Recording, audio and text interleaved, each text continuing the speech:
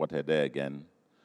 Let me say how pleased I am and to say Happy Democracy Day to all of you.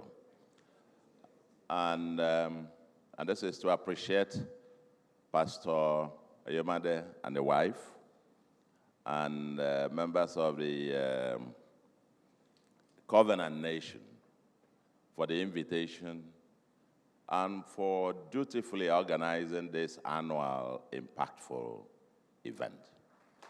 Thank you very much for this national service.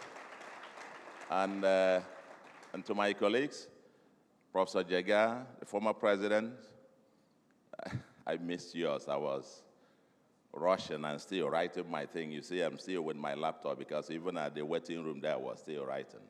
So forgive me, and I'm going to read quite a bit of it. And to my teacher, I just whispered to him, Governor Fashola, that I will be coming for part 2. Because when I was sworn in as governor, he happened to be one of the first persons. I went to him then as Minister of Works to take some tutorial because there are quite a lot of parallels and similarities between Anambra State and Lagos. Lagos has the smallest landmass, but Lagos is expanding by reclaiming the ocean. Anambra is Anambra is the second to Lagos in terms of landmass. We are shrinking due to gully erosion. We have the second highest population density after Lagos. And so quite a whole lot of parallels. That's why I went to him for some tutorials on how to begin. And fortuitously, the subject matter he discussed now, he told me, given the context of the time, start with law and order. Law and order.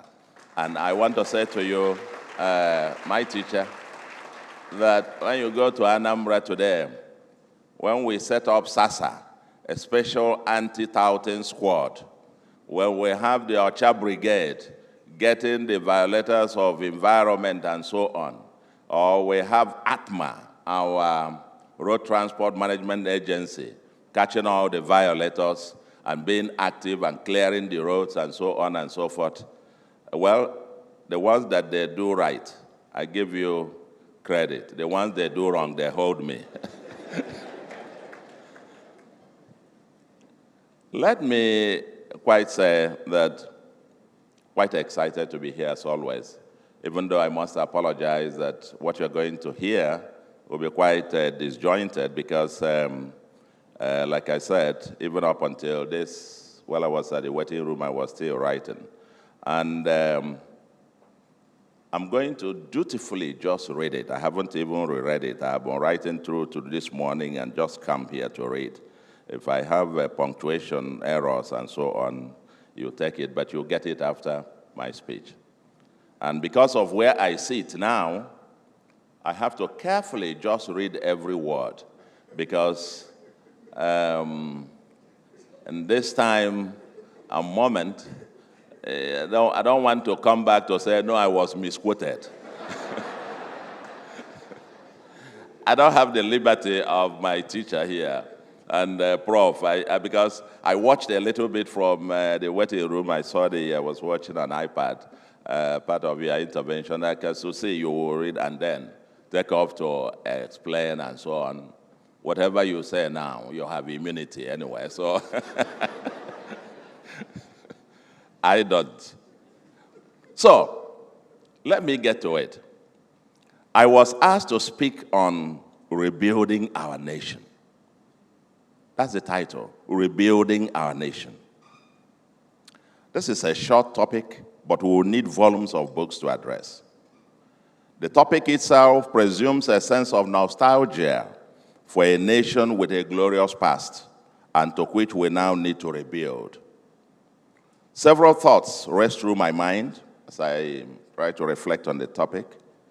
Have we had a nation? I am reminded of the famous quote by the late sage, Chief Obafemi Awolowo, who argued that, quote, Nigeria is not a nation. It is a mere geographical expression, in his Path to Freedom, 1947. And during the campaign for the federal elections in 1959, Dr. Azikiwe and Alhaji Ahmadu Bello were reported to have had exchanges which reflected the fundamental differences about Nigeria among the founding fathers. Zik was reported to have told Bello, quote, "Let us forget our differences," end of quote. And Ahmadu Bello was reported to have retorted, "No, quote, no, let us understand our differences. I am a Muslim and a Northerner. You are a Christian and an Easterner. By understanding our differences, we can build unity in our country," end of quote. But have we actually had a true country? Chinua Achebe's view was that, quote, "there was a country," end of quote. There was a country.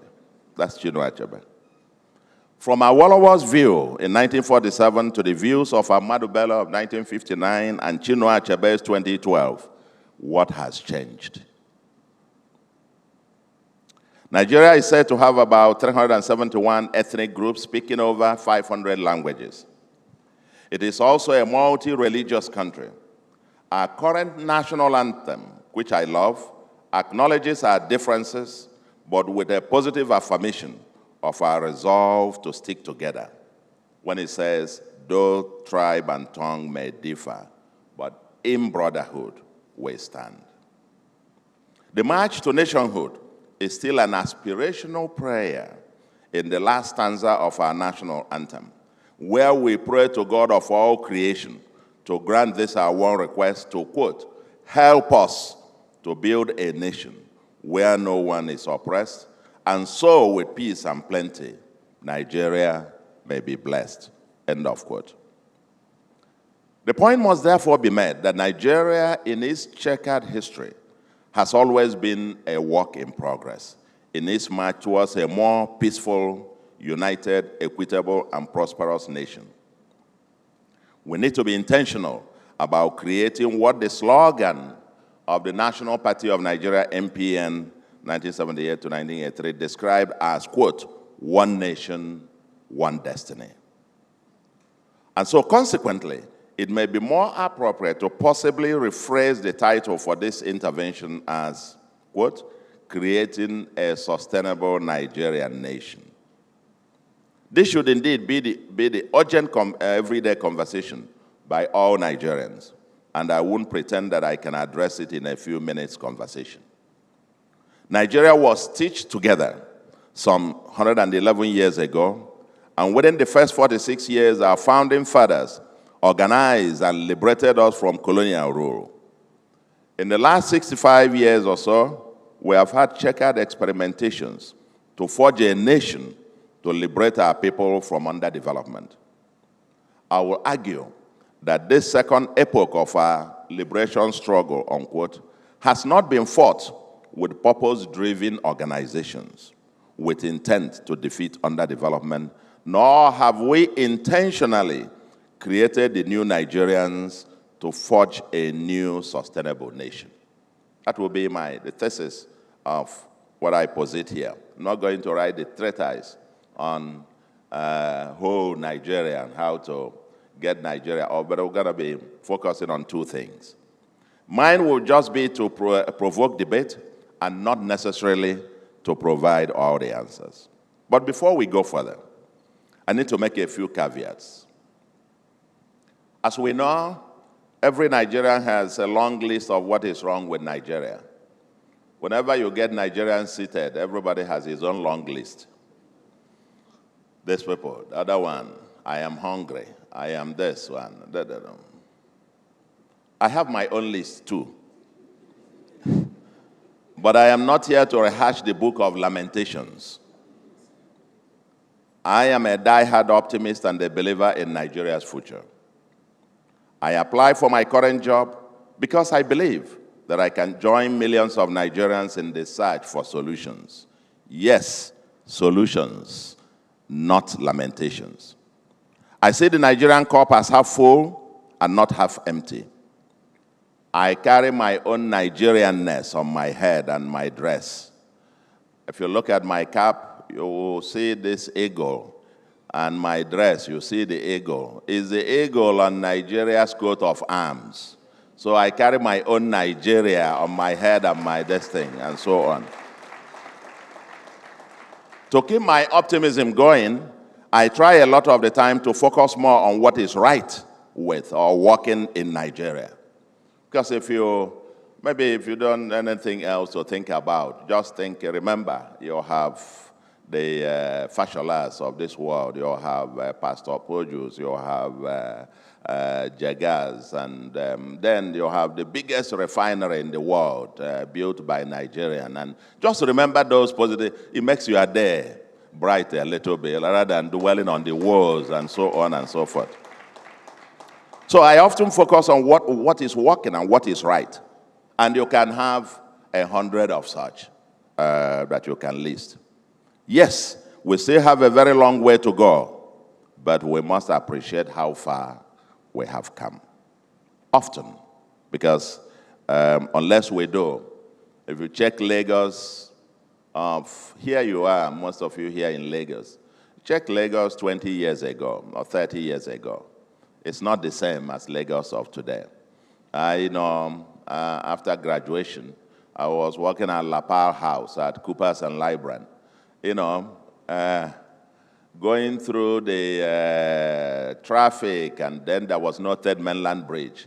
And then going through the traffic and getting down to the island every day, or going through Oshodi, where you need to have a human traffic. You need to ask somebody to step out so you can put your feet. And Lagos of today, there is something to appreciate that we have come a long way, albeit that there is still a long way to go. Second, I would disappoint many who would expect me to comment on the economy. I'll start by disappointing Pastor Oyemade. Or to use this forum to offer another, quote, blueprint for economic reforms. I have access to the federal government to offer my advice, if any, and this platform cannot serve the purpose. But let's be clear, and I'm not shy to say this, that the audacious structural reforms embarked upon by the current administration of His Excellency Bola Ahmed Tinubu GCFR have rescued the economy from the tipping point. The endorsements by the World Bank, the IMF, the London Financial Times, rating agencies such as Fitch, Moody's, etc., in my view, are well-deserved. Of course, many people know that I made a living criticizing the World Bank and the IMF. I made quite tons of money criticizing even books, which one of my books was, they told me at the World Bank bookshop, it was their bestseller at some point. As governor of Anambra, I have even rejected a World Bank loan because of the terms. But on the matter of the trajectory of the current economic reforms, the World Bank and others, in my view, are largely right. Funny enough, when these institutions criticize the government, some people use them as validation of their own criticisms. But when the same institutions give a positive report, they are derided as, quote, neoliberal, out-of-touch institutions. In 2023, I had described the state of the economy when this government assumed office as akin to a standing dead horse. And public finance was about to tip from insolvency with potential catastrophic consequences, including possible mass retrenchment of workers and or arrears of salaries and pension. You see, when the previous administration passed the 2023 budget that had a clause that subsidies will end by end of June, it was an indication we had reached the end. You could go no further. There's a limit to which you can continue to print money, to do business. And the consequences of hyper or high inflation were just predictable. I'm one of those who raised the alarms at some point, and at some point I had to say to the regime then, with the then governor of Central Bank, and I'm happy to say this publicly, in one session, coming back to rule of law, I had said to them that this printing of money, illegally, printing of naira, if the CBN Act, the provisions were obeyed, there was no time that you could have had more than 500 billion standing as ways and means. None. But they were obdurately, illegally printing money, went to 1 trillion, 2 trillion, 10 trillion, 12 trillion. That was when I said at a meeting, Governor, obey the law or amend the law. The way you are going was tipping the economy into the Atlantic Ocean. And what he said then, the response was, come and imprison me. I am helping the country. I knew that that particular act of printing money, and they printed up to 20-something trillion and poured into the system, and you expect the exchange rate to remain the same, inflation to remain the same, and so on and so forth. That's a joke. Elementary economics tells us that that was the recipe for disaster. And we met it. So when I make the point that we had, if you didn't do the kind of, subsidy removal and all of those things that had to, or dealing with the exchange rate, nobody was going to invest with the multiple exchange rate regime and the arrears that were not paying people and so on and so forth. We had reached where the economy was just standing still, couldn't move any further. And you needed a fundamental rejigging for it to begin to breathe again. And thank God, at least we're here, but still a long way to go. So public finance is back on a solvency path, and macro fundamentals are recovering positively. Yes, there are still a lot more to do, but I urge the president and his team to stay the course. Many analysts have interesting opinions, unquote, but I urge them to go deeper, conduct rigorous counterfactual analysis, and provide credible alternatives. As a friend said recently, the task is always easy, especially if you are not the one doing it. It's always easy. They should just fix power. They should just fix, build roads. They should just... That's what somebody said to me recently. Said, no, don't do anything else. Just give us electricity. I said, as if I'm just going to go and switch on a tap. This is one country where every year people celebrate the previous year or years as the, quote, the good old days. And every new regime points out how it is the only one to bring positive change since the world was created. And I will say to you, but like every Nigerian has his own long list of what is wrong, so also is the list of, quote, expert opinions. For many, the list of what we must do would include, A, maybe restructuring the federation and the new constitution. These are the kind of things you hear, all manner of debates going on every day. Collaborative and coordination arrangements among the 3 tiers of government, tackling corruption, ensuring predictable and stable macro environment, including low and stable inflation and the exchange rate, addressing security, law and order, rule of law, state policing, providing infrastructure, especially electricity and transport, food security, addressing poverty and unemployment, investing in people, health, education, and empowering vulnerable groups, prioritizing technology, industrialization, and creative economy, fully exploiting our natural resources, tackling challenges of the environment, desertification, flooding, and erosion, ethical and transformational leadership that also delivers efficient, effective, transparent, and accountable governance, etc., etc. The list is quite long. But the real challenge is how to accomplish this, especially given the binding resource constraints and the distributional consequences of any action that you take. So I won't waste your time on this. I'm sure you can add to the long list of what we must do. Somebody the other day said, I'm hungry. And I said, in the part of the world where I come from, people find it shameful for somebody to come out and be saying, I'm hungry. And so when the hunger protest also happened, I know in the Southeast, we launched a different kind of movement, farm to feed. We say in our place, go and do something about it and not to complain about it. So these things, long list, everybody has his own. But let me return to the substance of our contribution. The nature, and that is the nature of the organization and citizenship required for sustainable nationhood and success in the second liberation struggle against underdevelopment.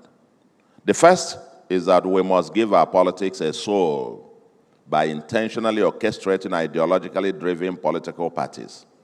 And second, a new Nigerian must be born again through ethical value rebirth. I say born again, unquote. The time for both to happen was yesterday, but today is still on time because tomorrow may be too late. Let me now get on to these two ideas, and that's where the major area of my contribution to this conversation. The first is this ideological foundations for the next Nigeria, and let's give soul to our politics. Ideology is a system of ideas, beliefs and ideals which define our worldview about the economic, social, and political organization of a society to guarantee happiness, liberty, and welfare of citizens. Individuals who share a similar ideology form a political party, organize and seek power to govern in accordance with their ideology and these consequential policies and programs. More practically, political parties are grouped as either left of center or right of center, depending on their location on the spectrum of the neoliberal progressivism to supra-conservatism. It's a spectrum. Ideological thing is a spectrum. Depending on where you fall on this spectrum, then you are classified. There are, however, different shades in between. But a political party, what is sought, must have a defined ideology from which one can even predict its possible stance or policy on different economic and social issues. Party and government policies and programs are largely derived from the ideology of the party. A political party that is ideologically driven ensures policy program clarity, predictability, and continuity. Without ideology, parties governed by whims and policies through program reversals are common even when the same party retains power. I'm trying to make fundamental argument about how ideological your core beliefs, the framework with which you do your analysis, what you believe, and from which you even derive your policies and so on. If you don't have people who share the same, on the same boat, all this our talk about policy continuity and so on and so forth, it's just, so they govern, even when within the same party. For those who call for policy continuity, they are inadvertently bemoaning the absence of ideology in party or governance. Ideology is therefore the soul of a political party. And in a multi-party democracy, it is the only way to ensure policy program continuity and sustainable progress. And just come with me. On this score, our past may be the beacon to our future. We seem to have developed backwards as the gains of the Second and Third Republics in terms of rigorous ideological debates and struggles have literally disappeared. I invite you to review the ideologies and programs of the 5 and later 6 political parties in the Second Republic of 1979 to 83. We had the GNPP, Great Nigerian People's Party, the National Party of Nigeria, NPN, the NPP, Nigerian People's Party, People's Redemption Party, PRP, and Unity Party of Nigeria, UPN, and later the Nigeria Advanced Party of Tunji Braithwaite. I can still remember the ideologies and cardinal programs. UPN then, for example, Babafemi Awolowo was UPN. If I remember, part of the 4 cardinal programs, something like free education at all levels, free health care at all levels, comprehensive rural development, and a strong national economy. These were like, people sang them, something of this nature. I can still remember them decades. I was just getting into the university then, and in the university days, we were debating all of this. I can still remember them. All the 6 states controlled by Chief Obafemi Awolowo's UPN implemented its programs on free education and free medical services. And all the states of NPN implemented its cardinal programs of mass housing and green revolution, etc., etc. During the Third Republic, President Babajide experimented with 2 ideologically defined parties, National Republican Convention, NRC, as right of center, and SDP, left of center. Now, what do we have today? Huh?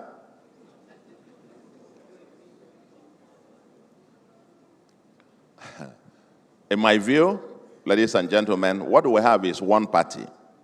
And the name of that party, quote, Nigerian Elite PLC, NEP, with the sole goal of grabbing power and governing, unquote, as the spirit directs, or government by consultants' blueprints. Forget about the different political parties. They are, with 1 or 2 exceptions, but different factions of this Nigeria Elite PLC, largely split by quarrels over exclusion or inclusion in the, quote, dining table. Individuals who can get a seat at the table suddenly realize that, quote, nothing is working, and either form their own parties or join others to, quote, fight for a better Nigeria, end of quote. A euphemism that has become for bring me closer, end of quote. There are extremely very few exceptions, however, who are driven by principles. The 2 parties quit control most of Nigerian states are PDP and APC. And I ask you, just think for a moment. Can you tell an APC or PDP state if you see one? I don't know if you get my drift. Can you tell if you see an a state controlled by PDP, state controlled by APC, can you tell the difference? Yeah. In the Second Republic, all the 6 states controlled by UPN, we knew, you could tell, once UPN got power, you could predict what their policies, what their programs would be, and they dutifully implemented them. Today, parties, so what is the difference? I don't know how many politicians today, because we used to debate as student activists in those days, we used to debate the different ideologies of these parties, and we used to have these politicians come on television debating their various ideologies, what they stood for. It was the intellectual wings of these parties were very active. Some of them even had ideology conclaves of each political party. Today, not anymore. So I don't know how many politicians today can hold up and explain or defend the ideologies of their political parties. Indeed, the speed with which people switch parties is a testament that political parties are mere platforms of convenient opportunism. No principles, no public purpose, only personal convenience. Even the APC started off as a marriage of convenience with the merger of ACN, ANPP, CPC, and factions of APGA and PDP with the goal of grabbing power. But I dare to suggest that after 10 years of governing at the center and controlling most states of Nigeria, it is time to be very intentional about its ideological foundations. We need to be core. You need to have a core of what we can relate to. So we know what we are getting, and we can predict what the next one will be, and so on and so forth. Without strong ideological foundations, it is difficult to predict what happens. It will become, depending on who comes, throw away everything, start this one again, and go. Some will go extreme right, some will go extreme left, extreme right, or some will go even backwards, as the case may be. I have reviewed the objectives and programs of almost all the registered political parties today in Nigeria, and I can confirm that they are largely, quote, copy and paste to scale through registration by INEC. Prof. When they come for your registration, you have to have a checklist. Do you have a manifesto? Yes. Do you have your constitution? Yes. So everybody goes, you take this one. Okay, they need, what is manifesto? You go and grab the one that the other people have, turn it and change a few things. You submit. Okay, they have manifesto. Yeah. With little or no substantive differences. In substance, almost all the political parties subscribe to the social democratic ideals. That might surprise you. In terms of what they are saying in their manifesto, registered with INEC, most of them subscribe to the social democratic ideals, which means most of these parties are left of center. So ideologically speaking, there are no opposition political parties in Nigeria. Any reference to, quote, opposition parties is mere semantics, and at best refers to factions of the same Nigeria elite PLC, currently excluded from the dining table. When you are excluded, you form, In many instances, the executive will still have to, quote, lobby members of its own party in the legislature to support its agenda.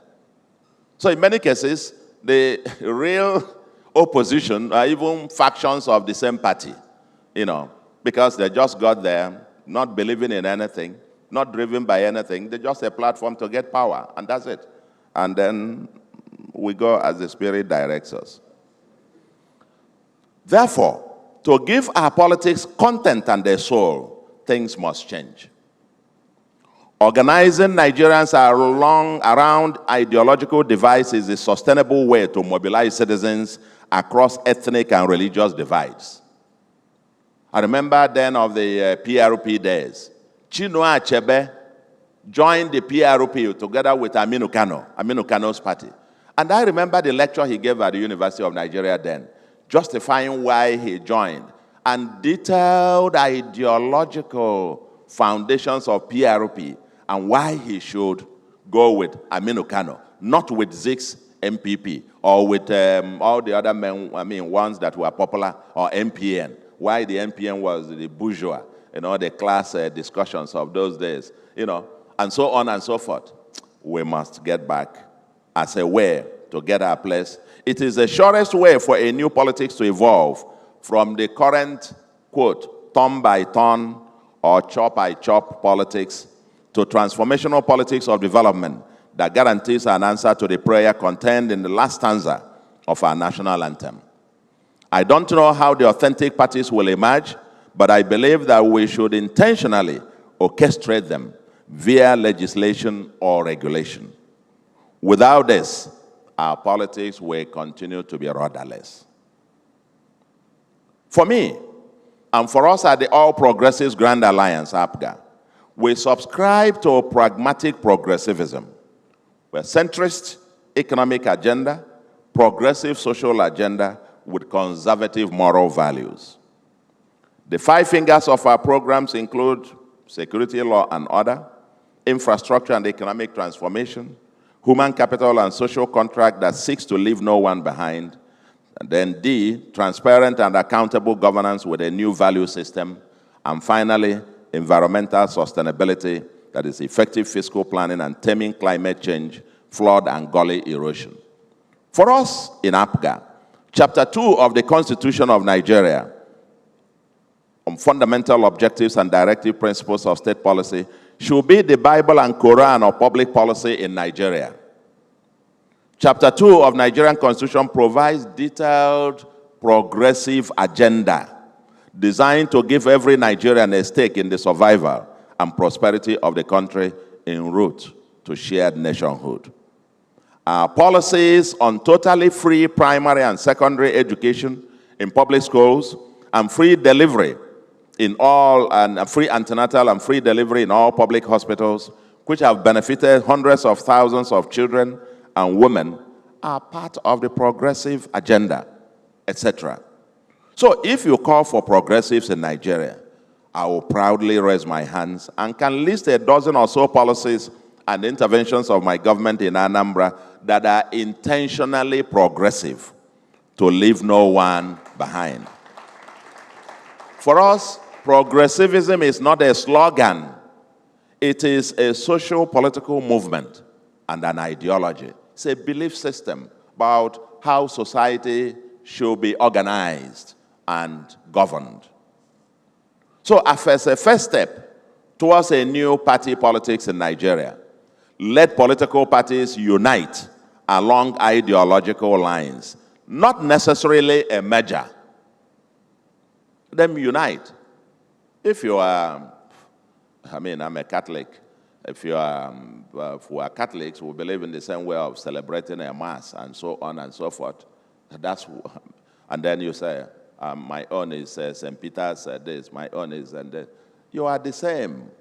Come together as one. If you unite for the purposes of sustaining or moving Nigeria forward. We should awaken the spirits of Dr. Emma Okpara, Dr. Nnamdi Azikiwe, Chief Obafemi Awolowo, Malam Aminu Kano, etc.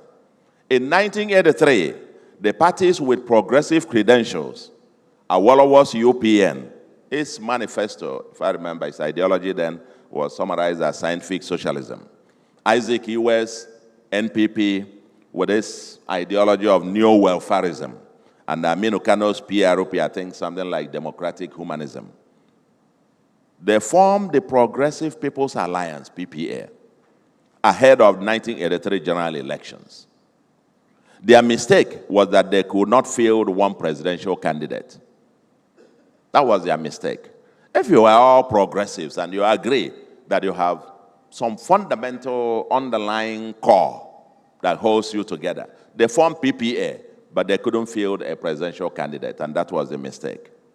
So on ideological basis, go to INEC, pick up all the manifestos of our political parties, even their various websites, and study. And all these political parties, the following parties in Nigeria are largely in the same room and sharing democratic and center-left credentials. APGA, APC, Labour Party, Social Democratic Party SDP, YPP, ZLP, NNPP, PRP, and AA. Review them. They are all left of center parties. And so, my view is that all these center-left parties should form the new Progressive People's Alliance, PPA, ahead of 2027 general elections, but avoid the mistake of 1983. Unlike in 1983, the new PPA should field one presidential candidate in 2027. The Alliance of Progressive must refine and deepen the platform of progressivism and keep the flag of reforms flying. Even politicians in PDP with progressive ideological leaning may also join the alliance. Nigerians need to see progressives working together to deepen and coordinate progressive reforms across all progressive states as happened in the Second Republic with impactful results. The others can then organize themselves, perhaps into the conservative movement, and present Nigeria with credible alternatives to policies and directions and so on. This will signal the birth of a new politics for sustainable transformation in Nigeria. Now, if we do this and we have all those who believe the same thing, instead of saying they're bickering as if we're not different or debating Mr. A, Mr. B, let's all come together if you all believe the same thing and move this country forward for predictability, continuity, and sureness, and the people can know what they are picking from. After we finish this, the second part and the last, the second and the last point that I says, the ethical and value rebirth towards that new Nigerian. And I ask, after fixing our politics, Where are the Nigerians to play it or follow? And more often we focus on the leadership. For sure, there is a lot that is wrong with our leadership, but leadership often reflects the larger society, its values, ethics, culture, beliefs, and expectations. Leaders are products of the society, and you can't give what you don't have. Most Nigerians are, through acts of omission and commission, complicit in what ails Nigeria. We must solve it together through mass involvement and intentional social reengineering. We must deliberately create a critical mass of new Nigerians, unquote, who believe in her and are ready, if necessary, to die for her. The struggle for liberation from colonialism would not have been possible without the nationalists of the time. And the current struggle to liberate her from underdevelopment cannot be sustainable without what I call the neo-nationalists of today.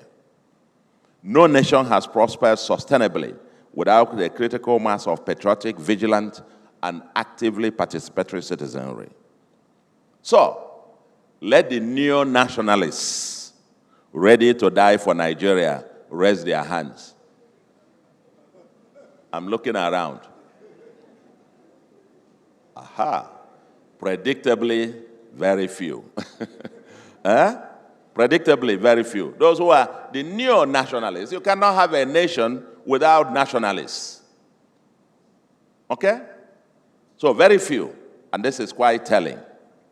So how do we raise the army of Nigerian champions to create the future we desire then? If there are very few that are willing to step out and be the ones who want to die for the country. The answer is long, but the shortest answer is to give the citizens stakes in the society by investing in their future. Examples like, current examples, what the federal government is doing, the NIL Fund, the student loan scheme by the federal government, which was also, I think, the case in Lagos here and Kaduna states, the cash transfer schemes. In Anambra, we have the 1U2 Skills program, creating thousands of our youth millionaires, a free primary and secondary education, and soon to disburse bursary program to our students in higher institutions. All these excite youths and students and could hopefully create stakeholders in the Futures project. When we set out and distributed over 2.2 million palm and coconut seedlings and other rare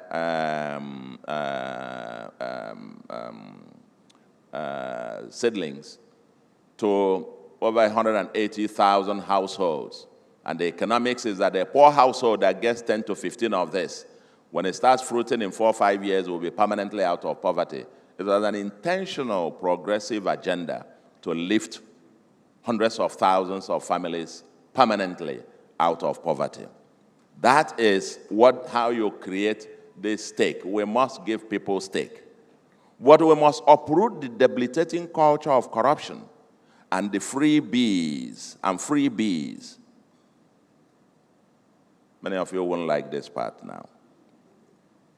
The easy or free money culture and the institutions that are weaponized to sustain them. The culture that celebrates and expects something for nothing or wealth without work must give way for a culture that rewards and celebrates hard work, enterprise, and integrity.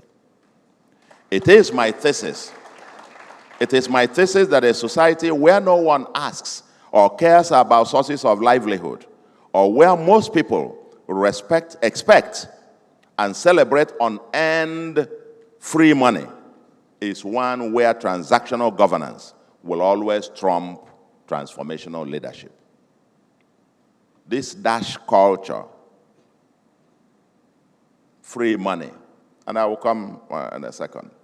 There is a powerful connection between this freebies culture and criminality. Criminality including bribery and corruption, drug trafficking, oil bunkering, internet scams, prostitution, trafficking in persons, banditry and kidnapping, etc. Beneficiaries of these crimes become lords of the manor, brandishing unexplainable wealth and phantom titles for validation, while the society cheers in celebration. And surely a society gets more of what it celebrates. For the political class, ethnicity and religion provide easy ladder to the common purse, while most of the others, especially in our superstitious society, resort to, quote, magic. Of course, there is a long thesis about how the pervasive looting of public treasury by politicians and sharing of same to the poor masses over time have numbed public sensitivities and normalized the behavior to the extent that public officers who leave office poor are derided by the same masses as being, quote, stupid. Isn't that tragic? And that's a long topic for another day. I tell you, the day I gave a lecture just a few years before I joined government, I think 2016 or 17, I gave a lecture in a university. Public lecture. The hall filled, the auditorium was filled with only lecturers. This is a very important example to give you. Only lecturers. Minimum qualification there must have been a master's degree. And after speaking for a while, I was talking about, so I was leading to a point, and I asked them a question. How would you react? Gave two examples. One, a minister, and I mentioned the portfolio of the minister. I won't tell you. And one, a state governor. And both of them served in government and served for 8 years. And they leave office. They were driving rickety Corolla, 2000 or whatever, before they went into office. And they leave office and went back to their car, went back to the high-density neighborhood where they were living in a 3-bedroom flat. And I asked them, what will you think of him, of these two persons? I remember the vice chancellor, who was sitting at the high table. His own reaction was, he was doing like this. And then from the audience, somebody must be stupid. Others say he must be a fool. Others say he must be an idiot. Someone says he must be pretending. They must be pretending. Then I rightly said, oh, I think I had somebody say that there must be sense. And everybody laughed in disbelief. For me, and I turned to them and said, if this is like a controlled experiment, what all of you are saying, the people there constituted, by the level of their qualifications and the exposure, they constituted 0.01% of the Nigerian super elite in terms of their education and knowledge. If this is what you think, you are the one expecting your public officers then to be corrupt. You are demanding of them to be, otherwise you think of them as being stupid, foolish, and so on and so forth. A few days ago, I had a conversation with some people, and we were talking about somebody, and one of them was saying that the one particular guy who had served in government as a minister, oh, the guy is very rich. And the person who was making this comment has no idea who this guy is. And I said, how do you know? He said, I don't remember. He was the minister in charge of this, where they were, I don't want to give an example that he gave because you might begin to guess who he was talking about. But how the example he was given was because he was a minister in charge of a particular portfolio that was apparently in charge of a heavy, lot of transactions or contracts given, then he himself, he must have. If this, all the people there concord before I interjected, something is wrong. Something is wrong. Because I say, if this is what we expect, then that's the society that you do what? That you get. And how do we break this particular nexus, as it were? Okay. There is now a clash of values regarding the principles for financial success. This is another area. The time-tested principles of hard work, enterprise, and integrity are being challenged by the, quote, get rich young or die trying philosophy of teaming millions of our youths. Institutions that underpin the new magical principles for wealth are booming. Native doctors, marabouts, and prosperity pastors promising a crown without a cross. These merchants of wealth by magic deceive millions of our youths to shun hard work, expecting dash or free, easy money. Consequently, prison yards all over the world and bushes and forests are filled with youths in search of the easy money. Also, a horde of youths throng into politics with the sole intention to loot and not to serve. Are these the youths to build a new or next Nigeria? To make progress, dear friends, we must break this vicious culture and intentionally promote ethical value rebirth. Here again, ideology comes as a compass for mass mobilization. This is a national emergency requiring urgent national conversation. Current legislation that literally make the legislations that make the fight a federal government affair are inadequate. The liberation struggle must, from the clutches of corruption and challenge to the superstitious belief in wealth by magic or miracles, must be a mass movement requiring all social forces and organizations, including the churches, mosques, markets, civil society organizations, NGOs, etc. Indeed, the Nollywood has a pivotal role to play, because inadvertently, the Nollywood promoted this superstitious belief in wealth via cultism and ritual, and millions of our youths believe them to be true.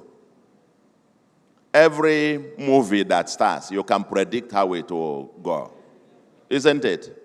Somebody in search of money, he will enter a cult group, and he will sacrifice somebody, isn't it? And then he will make money. And then after making money, buying assets and establishing, then he will repent. A pastor will come, and he will give his life to Christ, and all sins forgiven. But he still owns his properties. Now, that narrative for our youths is like, okay, there is an exit path. Let me first of all get it. Then I know eventually you go to a pastor, he will come and cast and bind, and everything will be forgiven. Now, and many of them are in jail all over the world. We must challenge this intentionally, and I said that we need to be, Nollywood is critical in all of this. We need them in the mental and cultural reconstruction. We must go back. I want anybody to show me somebody who has made money through this magic or so and grown wealth on a sustainable basis.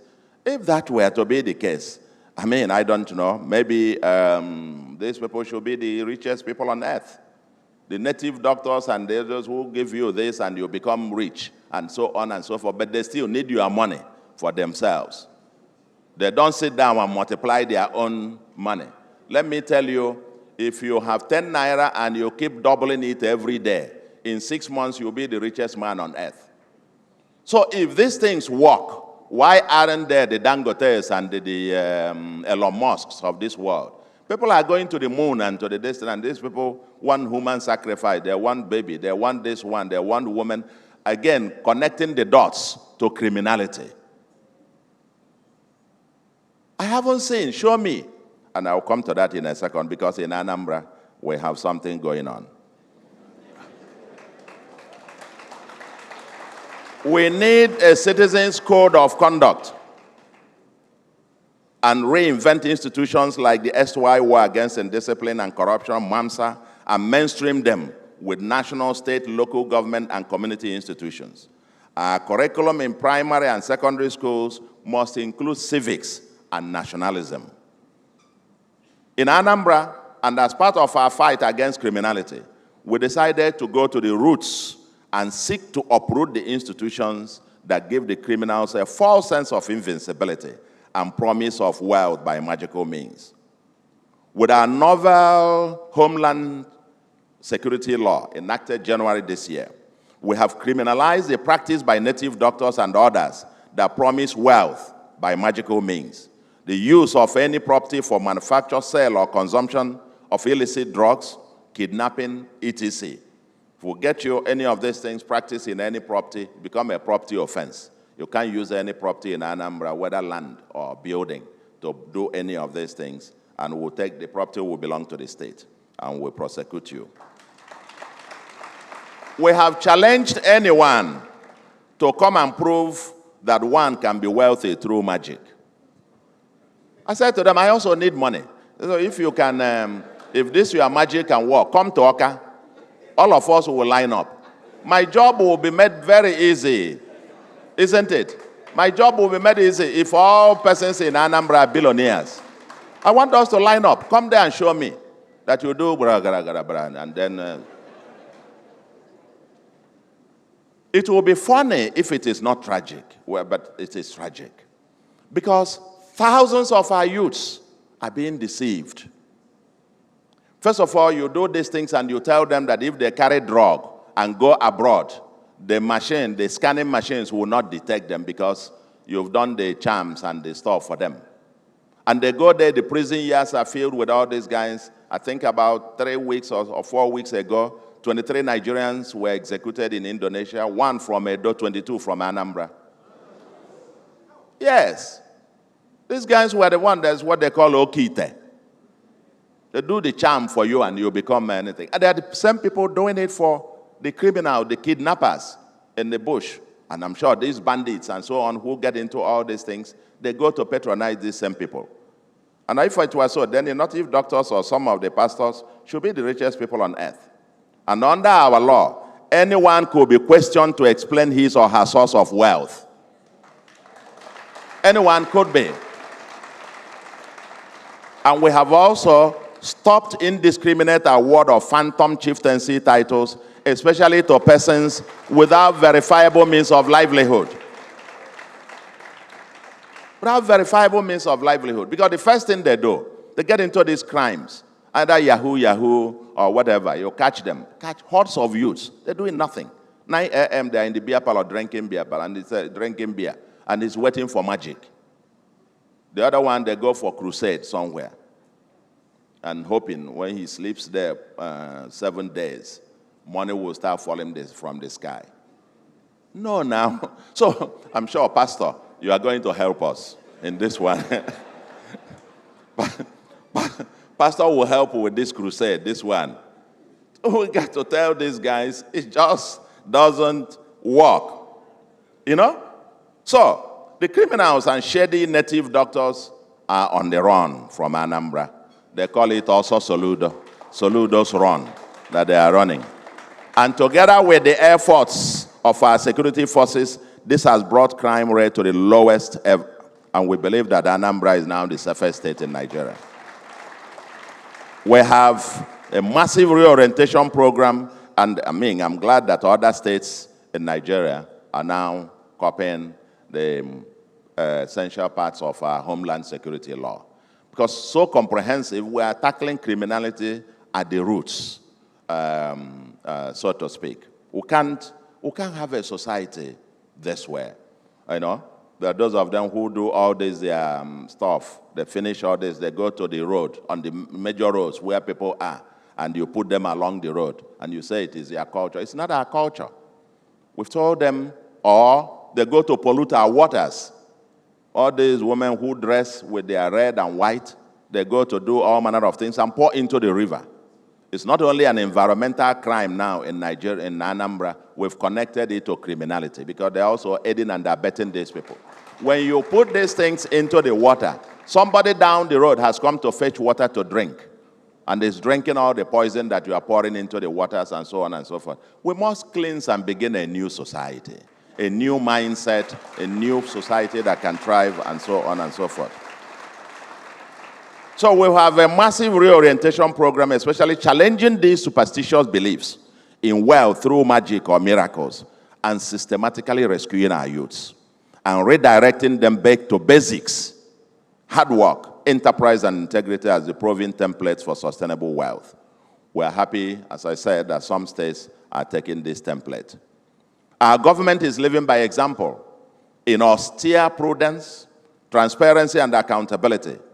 In 3 years, we haven't borrowed a kobo, devoting 77% of our spending on capital projects, and the results of our transformation are evident. You've got to live out what you say. As a country, we must design conscious programs to kill religious and ethnic bigotry. We need a national conversation around citizenship versus indigenship versus residency. Can we create a Nigeria where state of origin or religion will no longer be a defining basis to participate or benefit from public space? A new Nigerian personality will never emerge if one is constantly reminded that irrespective of how many years or generations you have lived and even invested in a place and paid taxes all your life, you still don't belong there because you or your parents' state of, because of your parents' state of origin. You can't create the new Nigerian that will believe in this country and that can get on to do things.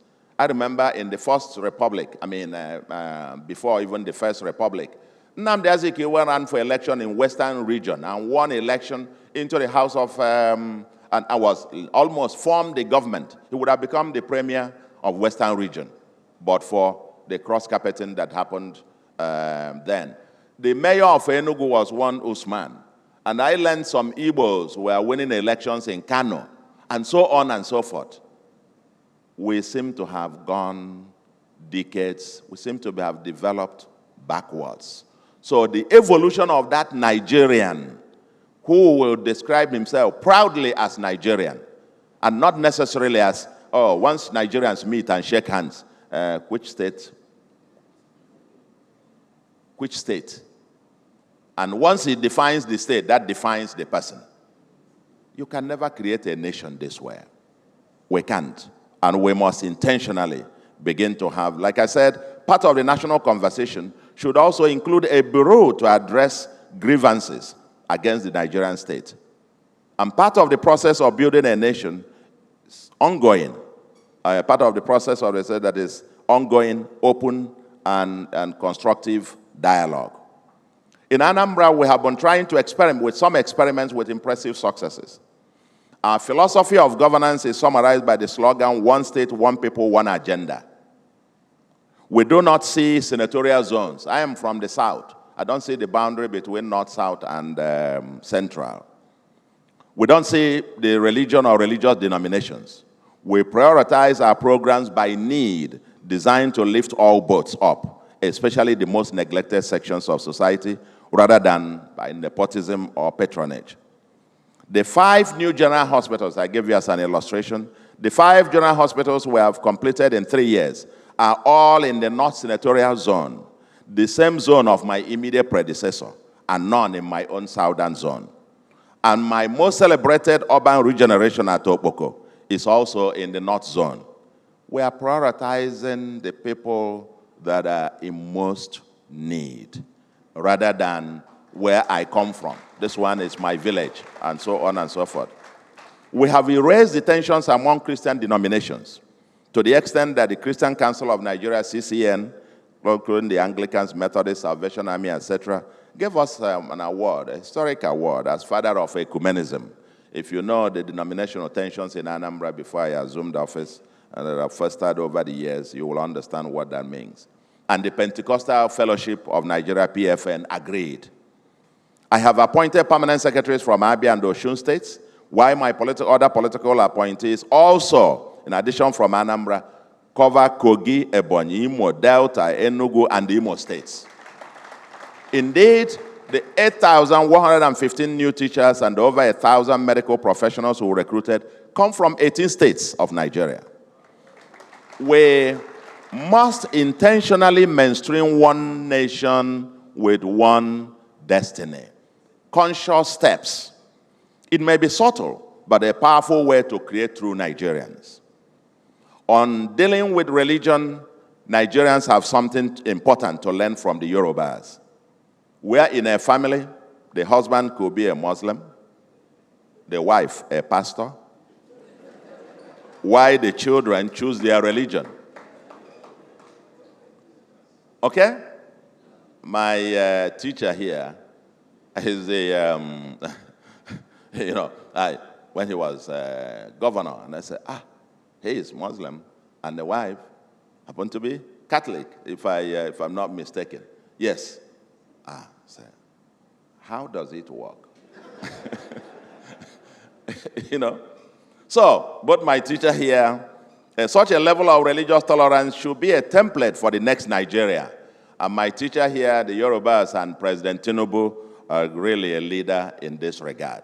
I applaud that, and it should be a template for us to take. So we must stem this bigotry and focus on the person. What value are you bringing to the table? Rather than how you worship, what language you speak, where your great-grandfather came from, and so on and so forth. Without that, we will never have a nation. We must think of the human person. And that actually, for me, this religion and ethnicity are weaponized by the politicians in order to have advantage. By keep emphasizing how we are different, so I am the one going to fight for you. We weaponize it in order to take advantage of the public purse.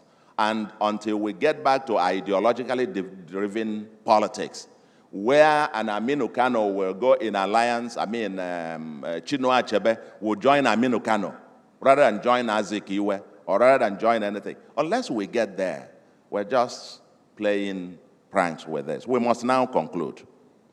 Nigeria is God's greatest gift to the black race. For me, I believe that. I am a Pan-Africanist, still dreaming of the United States of Africa, with Nigeria at its core. I believe that this century is ours to claim and to dominate the next century. But it all depends on what foundation our generation lays today for our future generations. Frantz Fanon reminds us that, quote, each generation must, out of relative obscurity, discover its mission, fulfill it, or betray it, end of quote. As pilgrims here on earth, there is no time to waste. Complaints or protest is good, but better to do something constructive about the subject of complaint. For me, organization is power. And the powerful fundamental thing that we use in a democracy to mobilize and articulate the aspirations, the challenges of the people, and proffering solutions, that platform is the political party. So a fundamental step towards a sustainable Nigerian nation is for all apostles of progressive change to unite around a consolidated agenda for sustainable national rebirth. When progressives come together, let's give Nigerians a progressive agenda that everybody can relate with and that everybody can be held accountable to. For starters, all the Progressive People's Alliance PPA states should guarantee access to qualitative and truly free and compulsory primary education, as well as free secondary education and mass access to qualitative health care. For me, the UPN of Bafemi Awolowo's mantra on human capital, we need to reinvent that and make it even justiciable, in my view. They should also commit to a timeline to make key provisions of Chapter 2 of the Constitution, which contains the principles for progressive change, enforceable. This will be the badge of progressivism and the foundation to give every child and every citizen a reasonable stake in the new Nigeria. We can't ask for their patriotism if we have not invested systematically in their future. Let the conversation continue. Thank you very much, and God bless you.